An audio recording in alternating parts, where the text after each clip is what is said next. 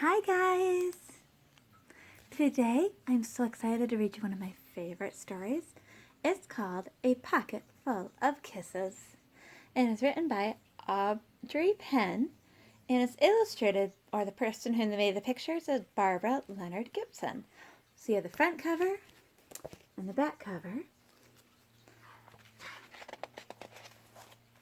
Cover page.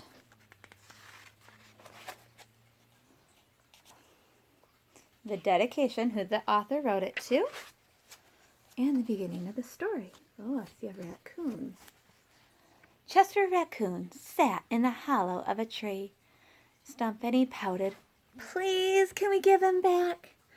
he asked his mom. "I'll be really, really good if we can give him back." Mrs. Raccoon smiled tenderly.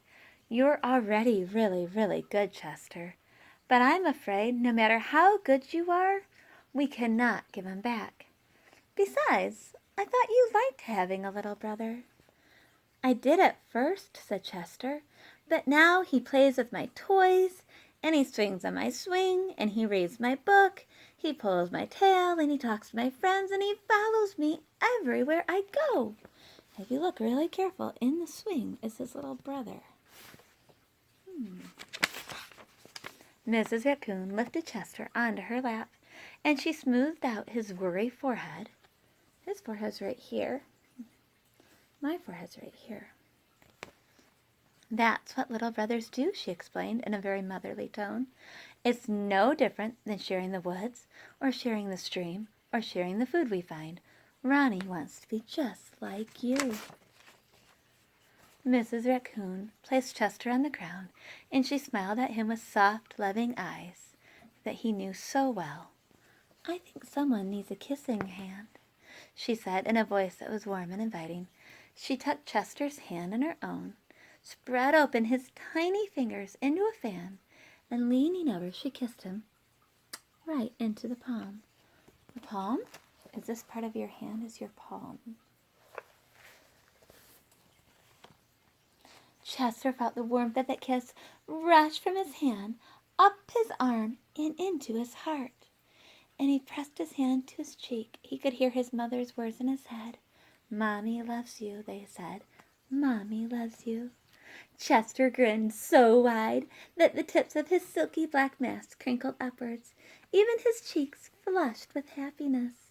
He was the happiest raccoon on the forest.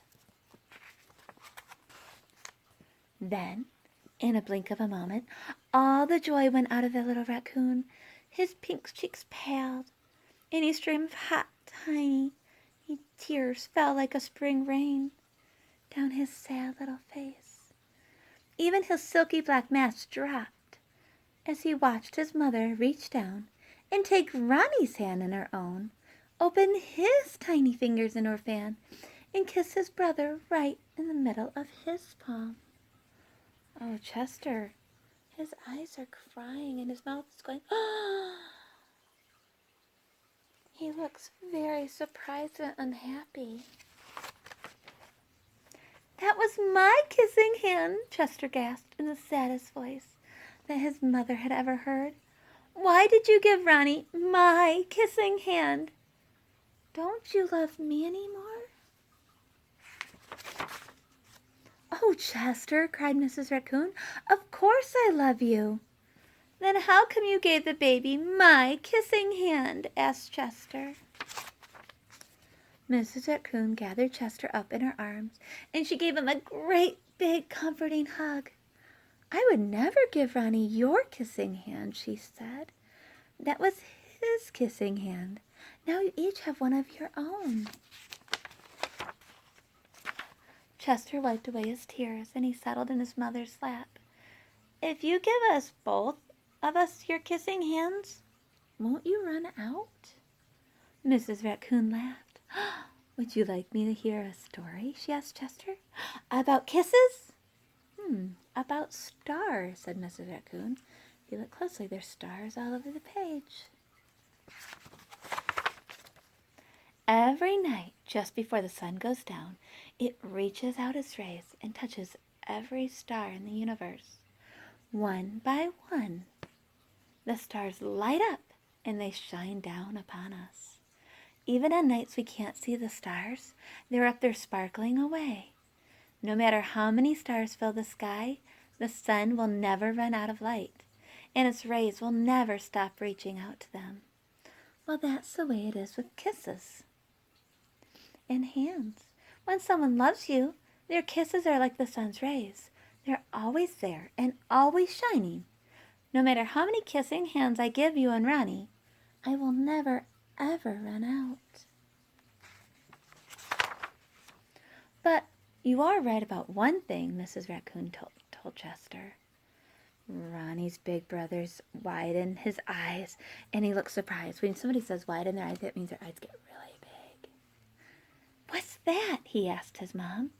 You are the big brother, and that deserves something extra special. Mrs. Raccoon put Ronnie in a swing. Then she took Chester's right hand in hers, spread open his tiny fingers into a fan, and leaning over, she kissed him right in the middle of his palm. Mwah. That kiss is for your pocket, she told him. Take good care of it. Keep it as a spare. You never know when a big brother might need a little extra care. Chester hugged his mother and he romped away. I love you too, he seemed to say. Oh, look at how much love Chester is feeling.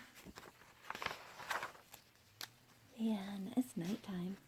Oh, look, and the deer from the back cover are back. I wonder where Chester and his mom and his brother Ronnie are going. The end. You know what? I saw something in this book that is also our challenge of the day. Do you see this big moon? What shape is that moon? I wonder. You're right. It's a circle shape. Around and around and around it goes. Where it stops, nobody knows. My challenge for you guys today is to make your very own circle shape. So, to make a circle, I have my little whiteboard here. And we're going to go around and around and around it goes. Where it stops, nobody knows. Kind of like the moon in our story. And your challenge is to see who else can find circles in their house. So, I went around my house today and I found some circles already. I found a circle ponytail holder. I have Play-Doh. Now, the container is not a circle, but the lid is a circle, and the bottom's a circle. Do you see how it goes? Around and around and around it goes. Where it stops, nobody knows. And then I found two more circle things in my house this morning. I found Circle Cheerio and a circle lid. So I want to know what you can find that is a circle today. But before we leave, we should do a good morning song. So are you guys ready? Good morning to you. Good morning to you. Good morning, dear children. Good morning to you. Have a great day today. Bye.